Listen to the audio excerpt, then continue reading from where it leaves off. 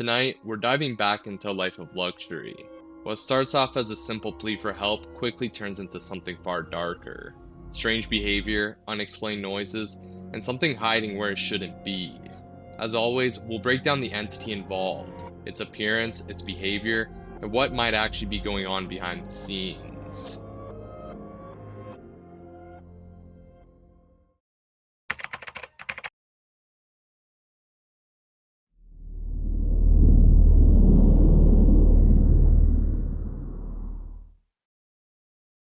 Annabelle's brother, whose name is Kent, is the main antagonist and there's something wrong with her brother. At first glance, Kent appears mostly normal, wearing a dark shirt and light-colored pants, with noticeable balding or missing patches of hair. However, as the episode progresses, his appearance shifts dramatically. He is later seen as a pale white humanoid figure with long hair, hunched over as he crawls or walks in an unnatural posture. His breathing becomes heavy and distorted, adding to the tension surrounding him. The case begins after Kent returns from a work trip, noticeably different. He becomes distant, avoids speaking to Annabelle, and isolates himself in his bedroom or bathroom. He refuses interviews, locking himself away whenever Parker and Chester attempt to speak with him. Annabelle describes him sitting in the corner near his closet and staring at her with an unnervingly wide smile. On one occasion, she believes he is in the kitchen, only to find him silently standing in her doorway, seemingly speaking to someone she cannot see. His smile stretches across his face in a way that feels unnatural and forced. That night, the cameras capture Kent sitting on the edge of his bed before crouching down and whispering toward his closet. He says, "I want to so badly, it's making my tongue wet. She doesn't know I'm not him yet." He then climbs into the closet briefly, whispering again before emerging more hunched than before. Soon after, he begins crawling across the apartment, moving erratically and banging violently on Annabelle's bedroom door, while she screams inside. By the time Parker and Chester rush in, Kent has vanished. In his room, they find unwrapped, used bandages and a jar emitting a foul odor near a vent, suggesting something physical may have taken place. After the encounter, Annabelle moves back in with her parents while the family investigates what truly happened to Kent during his trip. Whether Kent himself returned or something else wearing his appearance came back in his place remains unclear. His own words, "She doesn't know I'm not him yet," strongly implied that whatever was in his apartment may have not been Annabelle's brother at all.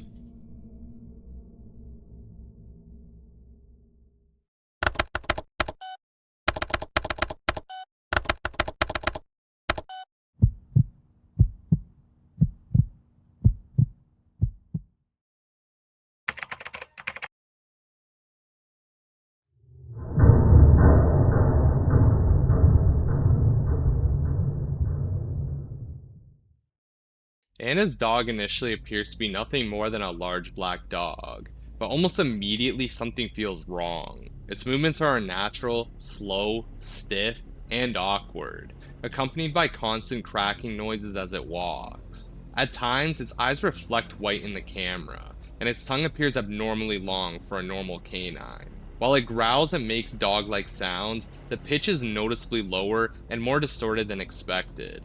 During the day, the creature remains idle, seemingly avoiding sunlight, and becomes visibly agitated whenever Anna turns on the lights inside the house, possibly out of fear that its disguise could be exposed. Its behavior becomes more unsettling at night. While Anna is asleep, the dog enters the room and begins licking her hand. As the groaning grows louder and more intense, the creature suddenly stands upright, revealing its true form. A pale humanoid figure wearing the fur and head of a dog as a disguise. The transformation is abrupt and disturbing. When Parker and Chester rush inside to intervene, the humanoid strips off the dog fur entirely and flees into the woods, abandoning its disguise. It appears almost disappointed or frustrated that it failed to accomplish whatever goal it had in mind. The creature's true identity remains unknown. Once exposed, it is seen as a pale, naked humanoid with a loud, screeching voice and the ability to move on all fours. Its appearance and behavior share similarities with other entities in the series, though no direct connection is confirmed. Its quadrupedal movement, unnatural sounds, and ability to mimic an animal suggest something far more calculated than a simple disguise. In terms of abilities, this entity demonstrates a strong capacity for disguise and camouflage. It was able to convincingly pass as a normal dog from certain angles and low lighting. While it does not appear to change its skin color, it can alter its outward appearance to resemble animals it observes. The exact method of this transformation remains unknown. Like other creatures in the series, it also displays enhanced speed, strength, and inhuman vocal range. Though it did not successfully harm Anna in this encounter, its patience, deception, and ability to infiltrate a home unnoticed make it a serious and unpredictable threat.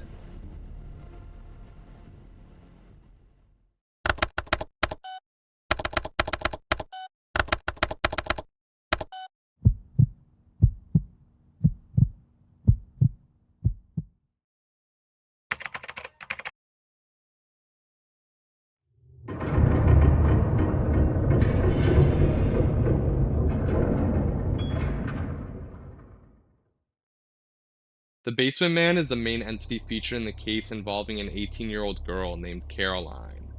After her parents passed away, Caroline inherited their home through their will. However, she refuses to enter the house because she is convinced that something is living in the basement. She even captured footage of something grabbing her ankle while she was walking downstairs. In addition to that encounter, she reports hearing scratching, screaming, and even a voice calling her name, saying, "Caroline, come down here with me." The police reportedly dismissed her claims, leaving her to seek help from Parker and Chester. When Parker and Chester set up cameras in the house, the footage confirms that something is indeed in the basement. The area smells foul, and an unknown substance, possibly feces, is splattered across the floor. Eventually, a black humanoid figure is captured crawling across the basement floor on all fours. The creature appears to be a naked human male covered in black body paint, though the paint does not fully conceal its skin. He has claw-like hands and feet, moves in a quadrupedal manner, and emits a loud but low-pitched screech. He is visibly unhygienic and appears to use the basement floor as a restroom. As the night progresses, Parker decides to enter the basement alone to confront the entity, while Chester stays in the car communicating through a walkie-talkie. Inside, Parker hears scraping sounds before discovering the creature playing with an empty can. The moment it notices him, it begins screaming aggressively and chases him. Parker becomes trapped, forcing Chester to enter the house to rescue him. The creature continues to screech and pursue them until Chester manages to barricade the basement door with a chair, allowing both of them to escape safely. After sending the footage to Caroline, Parker and Chester state that she stops responding to them entirely. Whether she returned to the house, ignored their warning, or something else happened remains unknown. The basement man's behavior suggests territorial instincts and predatory tendencies, and his ability to speak and physically grab Caroline indicates he is more than just a feral presence. While his exact identity is unclear, his aggression, stealth, and willingness to lure victims downstairs makes him an extremely dangerous entity.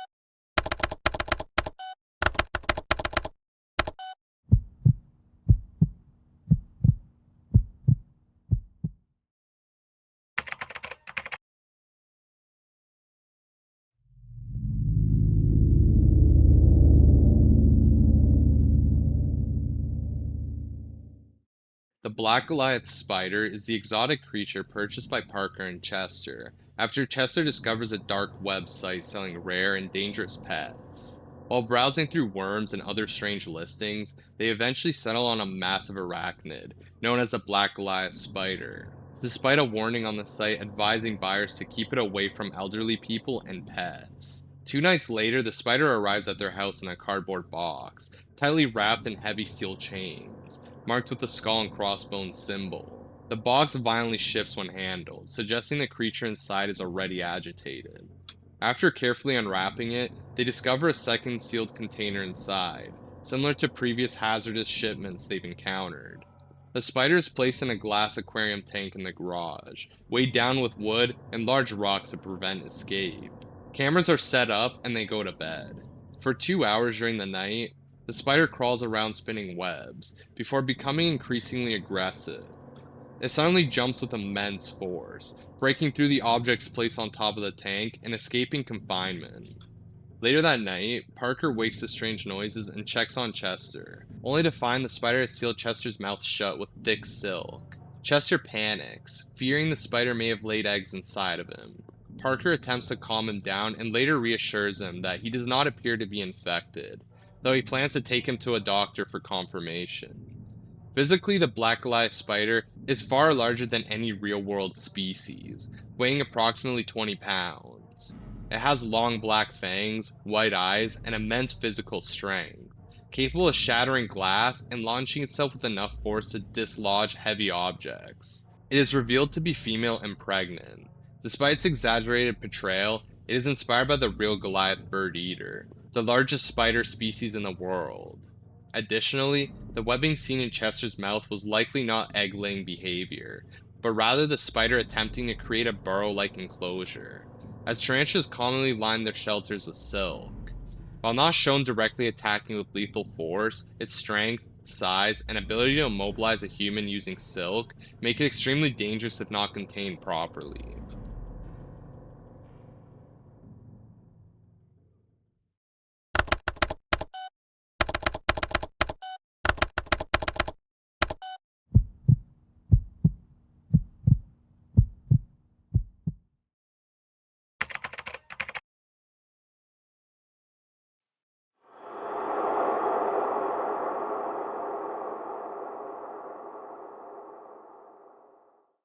Emily's stalker is the entity featured in We Found a Stalker in Her Closet. The case begins when a girl named Emily reports that someone has been entering her home at night, but only when her parents leave. She captures footage of a tall figure crouched in the corner of her room. At first, Parker and Chester don't even notice it because of how well it blends into the shadows. When it stands, it appears to be wrapped head to toe in a sheet roughly 8 feet tall, wearing black boots. On camera, the suit appears white, though in person it seems completely black. Its face resembles a smooth white mask. Whether it is a mask or simply its natural face remains unclear. The stalker shows clear intelligence and planning.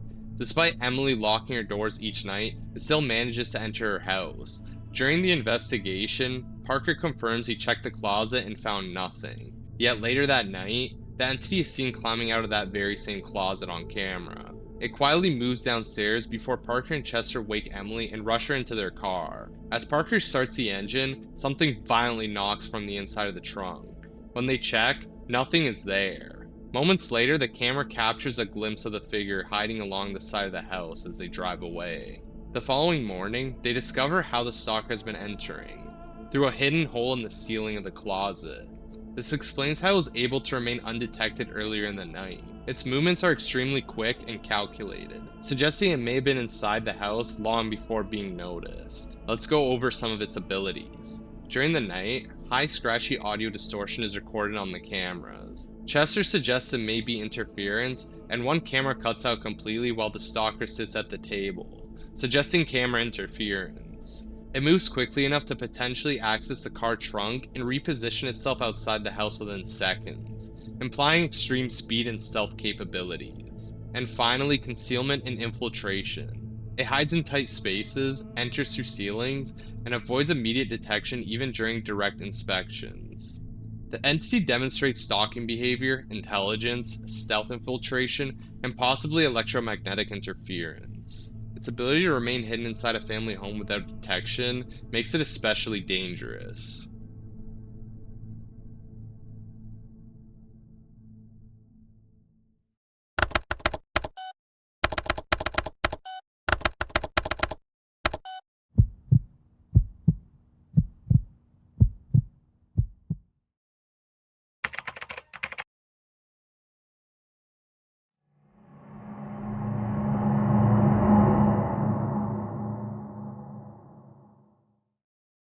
Emma Stalker is one of the more psychologically disturbing entities featured in Life of Luxury. Parker and Chester receive a report from a 19-year-old girl named Emma, who claims that at night, she hears voices outside of her bedroom door. The voices sound exactly like her family members, her mother, father, grandmother, and grandfather, even saying specific things only they would know. One voice in particular repeatedly says, "Emma, it's mom, come out of your room." What makes this impossible is that Emma hasn't seen or spoken to her mom in 4 years. On the way to her house, Parker remains skeptical, but hopeful there's a rational explanation.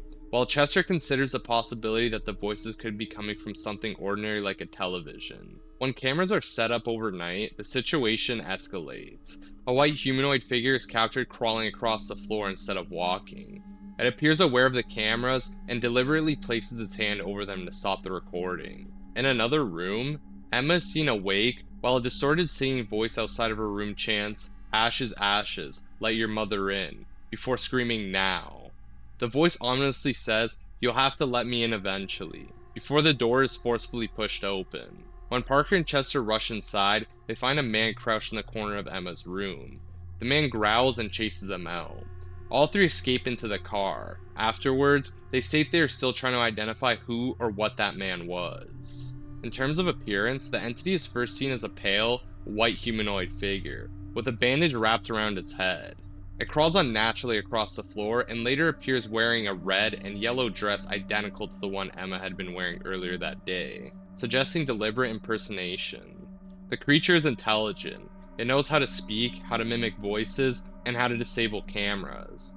It communicates through growling and distorted speech, switching between childlike singing and aggressive commands. Its primary ability appears to be sound mimicry. The creature can replicate the voices of people close to its victim, though not flawlessly. Emma was able to recognize something was wrong because she no longer lived with her family and knew they wouldn't be visiting her at night. However, if she had still been living with relatives, the deception might have worked. How the creature knows these voices remains unclear. It may have observed her family beforehand, though this is never confirmed. Unlike some other entities in the series, this one does not immediately remove its victim. Instead, it seems to perform psychological manipulation, attempting to lure not only Emma, but Parker and Chester as well. This calculated behavior suggests a high level of awareness and intent. Overall, Emma Stalker is dangerous not just physically, but mentally. Its ability to impersonate loved ones and invade a private space at night makes it one of the more unsettling cases in the series.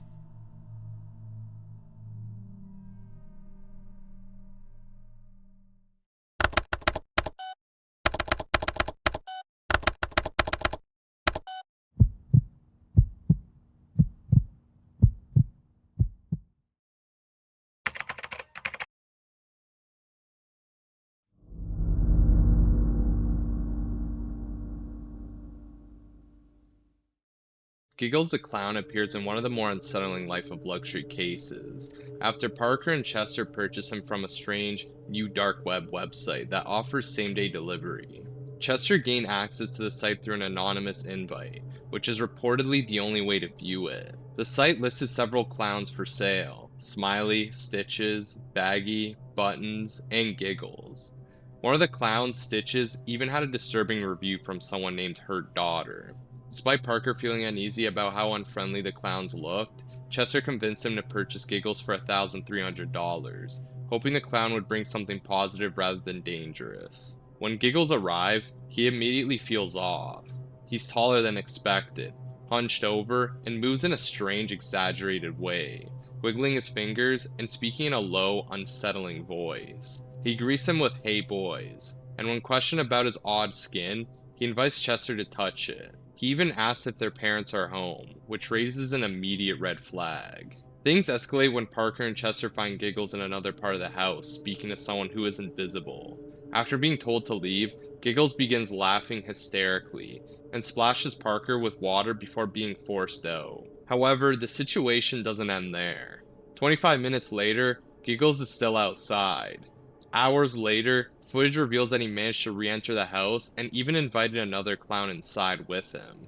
The two block the camera, leaving Parker and Chester unaware of what happened inside or whether they even truly left. When the house is searched, no clowns are found, adding to the mystery and tension of the encounter. While Giggles presents himself as mischievous and clownish on the surface, his invasive behavior, strange speech, and ability to enter and move unseen make him far more unsettling than he initially appears. His similarities to Scratchy the Clown also raise questions about whether there's a large network behind these entities, or if this is simply a repeating pattern in these cases.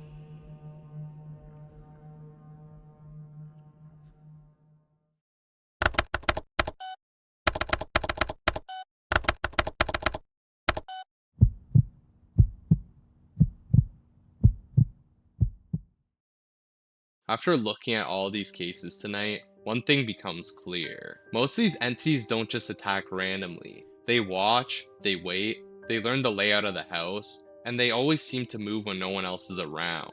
Some of them hide in basements, some crawl through ceilings, some disguise themselves as pets, or even as people you trust. And what makes it even more disturbing is that in many of these situations, we never truly find out what they are, or where they go after they're discovered. Whether these creatures are human, something pretending to be human, or something else entirely, the pattern is always the same. Isolation, manipulation, and fear inside the one place you're supposed to feel safe in. Let me know which case disturbed you the most in the comments. If you want to see more investigations like this, make sure you subscribe, because there's a lot more strange encounters to uncover. And until next time, friends.